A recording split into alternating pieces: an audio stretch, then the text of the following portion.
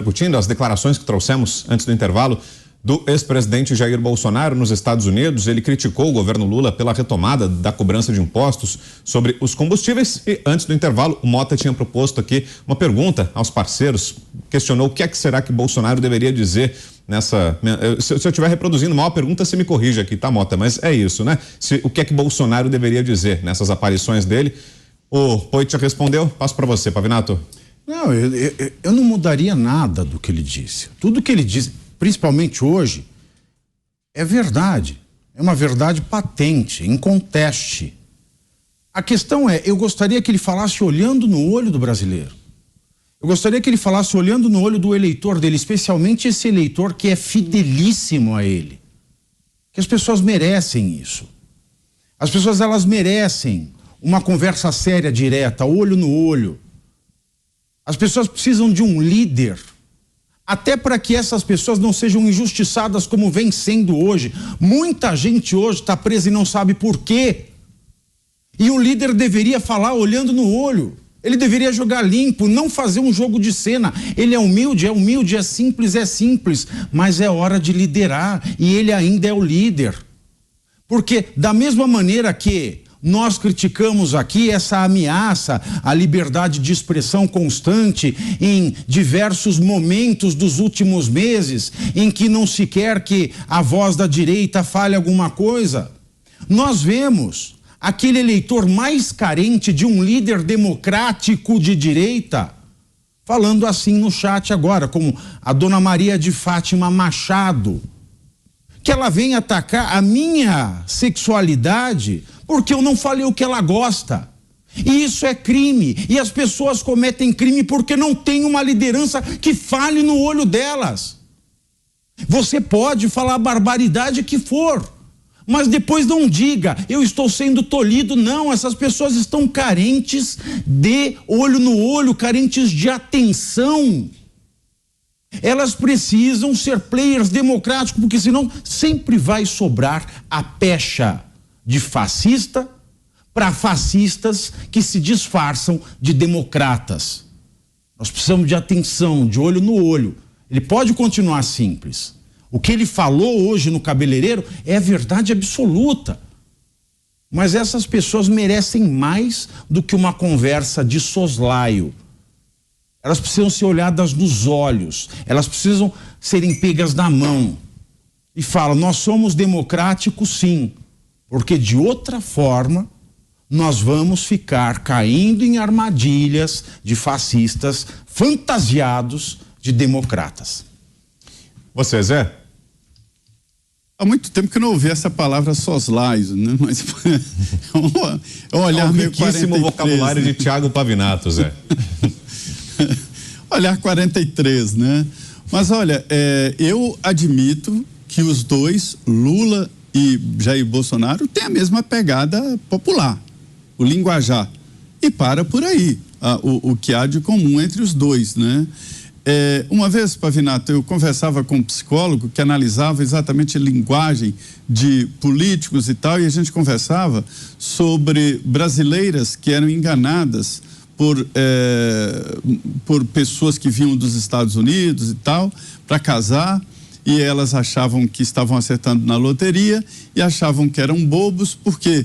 Porque o pretendente não falava a língua portuguesa e ficava meio infantilizado. E isso passava a mensagem de que a pessoa, por não falar direito, ela era uma bobinha. E as pessoas iam achando que iam dominar aquele pretendente, e chegava lá nos Estados Unidos e eram escravizadas, né? E a gente conversando sobre isso e falando sobre um fenômeno eleitoral aqui, que era Joaquim Roriz, que tinha um linguajar esquisito para quem tinha uma certa cultura, mas que o povo fala daquele jeito. Então havia uma sinergia, porque o povo fala daquele jeito. Então isso é muito importante, esta interligação que às vezes nós não entendemos, né? E eu não me atreveria a mudar a linguagem do presidente Jair Bolsonaro. E devo antecipar aqui que muitos tentaram. Aí ele sempre dizia, chegou lá no Palácio do Planalto, o marqueteiro, ele foi logo dizendo, eu não vou mudar nada. vou mudar nada. Não há como fazer de mim um produto como se fosse um sabonete numa prateleira de supermercado. E ele foi do início ao fim. Eu dizia, Pavinato, até aqui nos Pingos nos Is, que o então presidente Jair Bolsonaro era irritantemente coerente. E ele foi coerente do início ao fim. Esta é a linguagem dele, não há como mudar. A linguagem do Lula também é conhecida, né? E ele muda pouco ali, mas cai sempre na mesma. Aquela conversa de encantar serpentes, né? Como se diz, né? Então, os dois têm a mesma pegadas, são pegadas de pops, né? De atrair, e para por aí. O resto é olhar o governo do ex-presidente Jair Bolsonaro, o governo de Dilma e do Lula, e o que está acontecendo daqui para frente. Então, a linguagem, ela é importante, mas se complementa com a execução e com o gesto. Volto com você, Mota, seu balanço que dá para extrair das respostas. Vou fazer aqui a análise das respostas. Vou começar pelo Zé Maria. Zé, é isso mesmo. Eu presenciei uma cena inacreditável aqui no Rio de Janeiro, há alguns anos atrás. Não vou dar o nome aos bois, mas eu só vou dizer o milagre. Um ator que é político de esquerda radical, eu estava numa reunião, tá? E esse ator estava num círculo de conversas, conversando com a gente. De repente chegou a hora dele falar, ele fazer um discurso. Ele subiu e incorporou uma pessoa que não falava português direito. Tá? Se você escutasse o discurso dele, você achava que era um semi-analfabeto. Na hora que ele desceu do palco, ele voltou a ser a pessoa culta que ele era, né? Eu vi isso. O Poit, olha só, no dia 2 de fevereiro, o presidente Bolsonaro deu uma declaração do jeito que você pediu. Ele disse: há ótimas lideranças na direita e se equivoca quem enfatiza o bolsonarismo. Essa declaração, inclusive, foi comentada, ainda bem que eu anoto aqui as coisas, no dia 2 de fevereiro aqui no Jornal da Manhã. Então, olha aí, os desejos às vezes se realizam mais rápido do que a gente pensa. Pavinato. Professor Mota, antes de você começar, eu não me queixei, não. Eu não ligo pro que me xingam, tá? Eu não ligo, até porque eles não têm dinheiro para frequentar onde eu frequento. Eu tô pouco me lixando porque falam de mim no chat. E se me processarem, eu tenho dinheiro para assessoria jurídica. Eu tenho pena, porque uma pessoa dessa, se fala isso de um juiz e a pega, quem vai pagar o pato é ele, não eu. Mas foi só uma constatação. Pavinato, eu pratico o que eu prego e eu prego o que eu pratico. Então, eu só queria comentar uma frase sua antes de entrar nisso que você falou. Você disse que as pessoas cometem crimes porque não tem uma liderança. Eu peço licença para discordar. Eu acho que as pessoas cometem crimes por várias razões e têm que assumir a responsabilidade pelos seus crimes. Eu acho um erro, tanto para um lado quanto para o outro, imputar responsabilidade de um líder sobre maluquices, né? Que alguém a gente está aqui falando, alguém escutou uma coisa que você disse, uma coisa que eu falei, cismou que aquilo significa outra coisa, faz uma besteira qualquer. A gente não tem nada a ver com isso, a gente tem responsabilidade sobre o que a gente disse, não sobre o que o outro entendeu. E aí, entrando nesse episódio aí, eu acho que ser de direita não é garantia de caráter, nem é garantia de bom comportamento. É um bom começo, tá? É um bom começo, mas não é garantia de nada. E eu acho que quando a gente está discutindo aqui, eu acho que a gente tem sempre que lembrar isso, né? Não, olha, nesse ponto a gente está concordando integralmente. De fato, o líder não é responsável, mas o liderado roda, como rodou no ato do 8 de janeiro. Rodou. Podia não ter rodado. Podia não ter sido crime incitar as Forças Armadas a ter animosidade com os outros 6 poderes. Mas quem poderia ter dito isso para eles é o líder deles. Poderia ter dito, não disse. Cometeram um crime, não é a responsabilidade dele, mas cometeram. Se tivessem liderança, não estariam passando por isso agora, não estariam reclamando da água gelada, não estariam reclamando do sistema carcerário, não estariam dizendo que são mães e pais de famílias jogados em campos de concentração, porque é uma bobagem esse tipo penal que foi inserido no Código em 2021 e foi inserido pelo grupo político votado por essa gente que está presa, que poderia não estar se soubesse que isso se tornou crime. A responsabilidade não é do líder, mas o líder poderia ter evitado que essas pessoas estivessem presas. Prezado Pavinato, permita-me só interferir mais uma vez. Claro. Eu tenho a impressão, Pavinato, que aqui a gente está operando numa dimensão tão extraordinária que considerações como essa perderam valor, né? Tem um dado que eu tenho na cabeça. No primeiro trimestre de 2017, 61% dos criminosos presos em flagrante no Rio de Janeiro foram soltos nas audiências de custódia. Se tem uma coisa que funciona no sistema jurídico brasileiro, é a audiência de custódia, né? Até dia 8 de janeiro. Pois é. Então, tá tudo errado. Pausa para reflexão. Tá tudo errado. Agora, Poit, voltando ao Bolsonaro especificamente, você acha que seria bem-vindo, seria positivo que o ex-presidente passasse a fazer mais aparições como essa que nós vimos, seja lá da forma que for, né? Seja cortando o cabelo ou uma aparição mais sisuda, mais formal, mas seria bom que Bolsonaro passasse a falar mais sobre o que está acontecendo aqui no Brasil, seja apontando críticas às decisões do governo Lula, como ele fez agora no caso dos combustíveis, seja lembrando o que o governo dele fez ou o que ele faria se estivesse aqui na presidência da República. Ele tem feito até bastante postagens, muitas postagens no Twitter, no Telegram, com números, com dados, mas vídeos, falas ao público como essa, você acha que podem ser um bom caminho, Poit? Com certeza, Brão. Se o Bolsonaro já falou, como o Mota lembrou aí, sobre união da direita, sobre ter outras figuras da direita, que continue falando. Se o Bolsonaro falou cortando o cabelo e essa linguagem é a linguagem dele, é a autenticidade dele e funciona, que continue falando. Eu lembro sempre de participar, aprender na faculdade ou em empresa que eu já trabalhei, né? Às vezes os valores, a missão, o propósito daquele negócio, as metas, tem que ser falada todo dia, toda semana, pregado na parede. E aí a gente falava que é igual rezar a missa. O padre reza a missa lá todo domingo, né? Na minha igreja evangélica ali na Hilson, todo domingo tem a reunião para a gente interpretar a palavra. Então, que a missa de unir a direita, que a missa da simplicidade, da comunicação, seja mais recorrente. Eu tendo a concordar com o Mota sobre a forma, aquela simplicidade e autenticidade que é o que ele é, mas também concordo com o Pavinato que as pessoas estão carentes. E eu acho sim, apesar da responsabilidade não ser do presidente, que ele tem condições de guiar esses milhões de brasileiros aí que estão esperando uma resposta e que seguiram ele para elegê-lo presidente, que estavam todo dia lá na porta do Palácio, no cercadinho, para falar com ele, que foram no dia 8, meio no movimento. Alguns podem ser criminosos, mas eu acredito que a grande maioria foi na onda, não sabia alguns que estavam cometendo crime.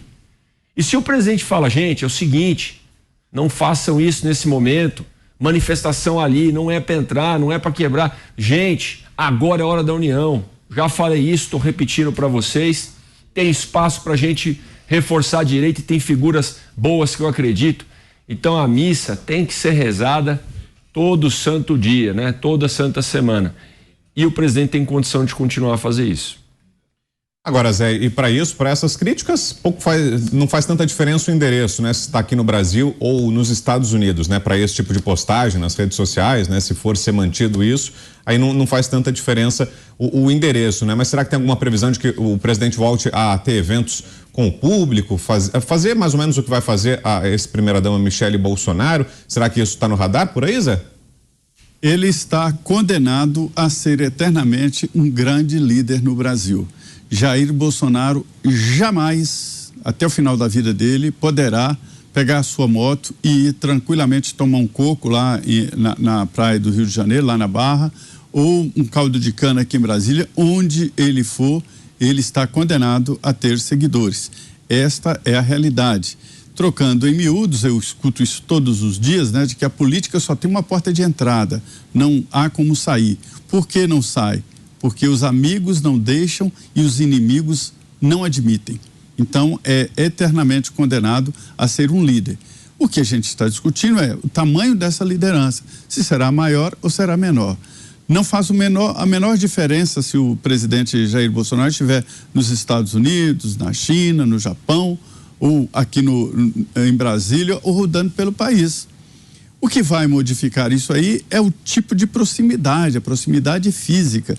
Hoje a comunicação permite exatamente isso.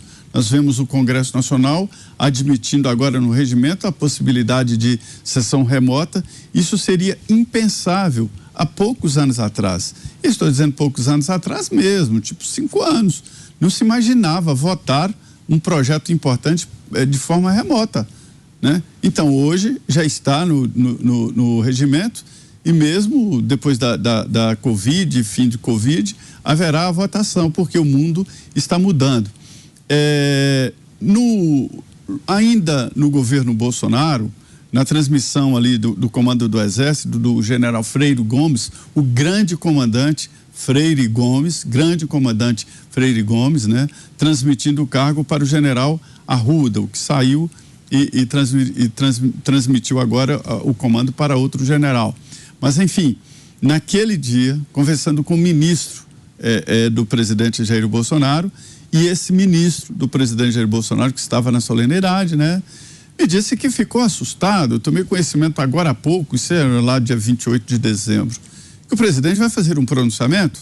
Peguei no telefone, liguei para o ajudante de ordens, Coronel Cid, como é que será esse pronunciamento? Uma live. Aí ele, live? Mas um presidente da República tem que fazer um pronunciamento? E o presidente fez uma live. Não foi um pronunciamento de presidente da República. Mas é o presidente Jair Bolsonaro falando como presidente Jair Bolsonaro. Esta é a linguagem, né? Então, assim, esse debate, vejam, é muito antigo, inclusive dentro do próprio governo. Essa história de falar em lives. É a nova realidade do mundo, não há como fugir, né? De que, em alguns casos, uma publicação nas páginas sociais repercutem até mais do que uma entrevista num grande jornal ou mesmo através de um pronunciamento que ninguém mais escuta. Então, essa linguagem é importante e esse debate será eterno. Agora, Vitor, respondendo objetivamente a sua pergunta, não faz muita diferença. Ele está a horas daqui do Brasil, né? Essa proximidade agora ela é real. Ele pode voltar a qualquer momento ou demorar mais, mas ele será sempre o Jair Bolsonaro. Diga, Mota. Gostei da frase do Zé Maria. Ele será sempre o Jair Bolsonaro. Gente, é fácil ser gerente de obra pronta, engenheiro de obra pronta, né? É difícil presidir um país quando nem mandar retirar radares da rodovia você consegue. Quando nem nomear o diretor-geral da Polícia Federal, a pessoa que você quer, você consegue. É difícil você ser presidente do país quando você na campanha leva uma facada no estômago. Ou quando no segundo ano do seu mandato estoura a maior pandemia mundial dos últimos 100 anos. Eu proponho aqui para vocês um outro desafio. O que vocês imaginam que aconteceria se o presidente Bolsonaro voltasse amanhã? Vamos imaginar isso, né? Boa parte das críticas que a gente tem ouvido aqui no programa poxa, o presidente Bolsonaro está lá, por que não voltou ainda? Imagina amanhã, o presidente Bolsonaro anuncia, daqui a 2 dias estou chegando no Brasil. O que vocês imaginam que aconteceria? Nós acabamos de falar aqui do caso Anderson Torres, né? E aí eu proponho até essa questão para o Pavinato, que é o nosso especialista aqui, jurídico, né? Nessa dimensão que nós estamos vivendo agora, na 5ª dimensão, 6ª dimensão, onde tudo pode acontecer, o que aconteceria? Que cenário é que a gente...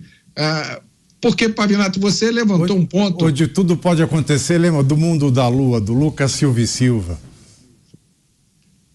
Porque você acabou de levantar uma questão importante, né? A questão das pessoas que foram para a porta dos quartéis, várias delas estão presas, e o que mais, né, o que mais está aí em reserva no futuro, nos aguardando? Eu vou responder a tua pergunta. Se ele pisasse aqui amanhã... Pode ser daqui a alguns segundinhos, Pavê? Claro. Preciso passar... Vamos fazer um suspense, Claro. vamos fazer um suspense. Aparecendo um apresentador de Claro, televisão. João Kleber. Pera. Claro, João Kleber. Tem escola. Vamos ver como é que tá a enquete lá no site da Jovem Pan. Preciso passar pela enquete. Daqui a pouco a gente devolve pro Pavinato, pro Zé, pro Poit. Eles vão responder aí o que é que aconteceria com o Bolsonaro se ele voltasse ao Brasil. Mas vamos conferir como é que está a enquete lá no site da Jovem Pan. A pergunta é: você acha que o acesso a armas de fogo deve ser facilitado? Sim ou não? Agora já subiu aí o índice de pessoas que já votaram, o número de pessoas que já votaram, 624 participações e 88,3% dos que já votaram disseram que sim, 11,7% que não. Continua no ar a pergunta lá no site da Jovem Pan até o final do programa, no www.jovempan.com.br. O tempo todo você encontra informação atualizada por lá e durante a edição ao vivo de Os Pingos nos Is, a pergunta do dia. Lá no nosso site, na página inicial, na home do site, fica em destaque ali junto com a marca do programa. Você vota, daqui a pouquinho o resultado final. www.jovempan.com.br e a gente vai trazer para você a sua opinião, como sempre, aqui no finalzinho dessa edição do Pingos. Agora sim, respondendo a pergunta proposta pelo Roberto Mota, diga lá, Pavê. Claro, se ele voltar amanhã, ele pode ser preso. Olhando toda a conjuntura, Anderson Torres está preso. Com base em quê? Não tem base legal. Tem 900 pessoas que estão presas preventivamente, sem terem sido cumpridos os requisitos da audiência de custódia em 24 horas e a decisão do relaxamento, do livramento ou da conversão em preventiva pelo juiz que fez a audiência de custódia. Então nós temos quase 1.000 pessoas nesse país, por conta dessa história, presas sem base legal. Houve um crime? Houve. A quebradeira aconteceu, o vandalismo aconteceu, a gente viu aquele monte de asno fazendo aquela burrada em Brasília, mas a manutenção da prisão deles está contrária à determinação legal. Então eu tenho quase 1.000 pessoas no Brasil presas sem amparo legal. Então se ele voltar amanhã, não me espantaria que amanhã ele fosse preso. Como a esquerda adora dizer, né? A esquerda também adora massacrar o Salles. Quando ele disse, né, passa a boiada, desvirtuaram a frase dele. Se tem 1.000 pessoas, se tem 1.000 porteiras abertas indevidamente, a boiada já passou. O que é mais um boi? Se quando passa um boi a gente fala passa a boiada, quando passou a boiada, um boi a mais, um boi a menos. Então, de fato, tudo pode acontecer. Se eu fosse Jair Bolsonaro, eu não voltaria. É por isso que eu disse pro Elon Musk que não vir para cá. Por isso que eu fui contra a campanha. Eu falei, Elon Musk, não venha. Não venha. Eu durmo com medo. Eu acordo com medo. Mas tudo que eu falo tem base na legislação. Mas se a legislação está sendo desrespeitada, o que eu posso fazer? Não posso fazer nada. Será que eu vou ter que renunciar à minha nacionalidade brasileira? Para se algo acontecer comigo, eu pedir extradição para a Itália? Eu não sei o que fazer. Eu não tenho respostas. Hoje eu falava no Pânico de manhã. A minha angústia, o meu pânico é não ter respostas dentro do direito. Eu que estudei toda uma vida, são mais de 20 anos estudando direito, filosofia do direito, legislação comparada, jurisprudência, direito civil, penal, tudo. São mais de 20 anos e hoje eu não sei a resposta das coisas. Isso me dá pânico, isso me dá angústia. Mas nada disso impede do Jair Bolsonaro falar diretamente, olhando no olho do brasileiro, responder a uma entrevista, falar direto com seu público. Porque ele já está fazendo isso. Mas ele pode fazer com uma toalha de plástico, todo cheio de migalha de pão, mas ele pode falar diretamente. Não fazendo, repetindo a palavra que eu usei, declarações de soslaio. Eu acho que ele não volta tão cedo, porque tudo pode acontecer, o que é uma pena. Eu tenho medo, ele tem medo, só não tem medo quem está dançando a ciranda da falsa democracia. Porque se eu tenho prisões e aplicação de penas à exceção da lei, eu estou vivendo num estado de exceção.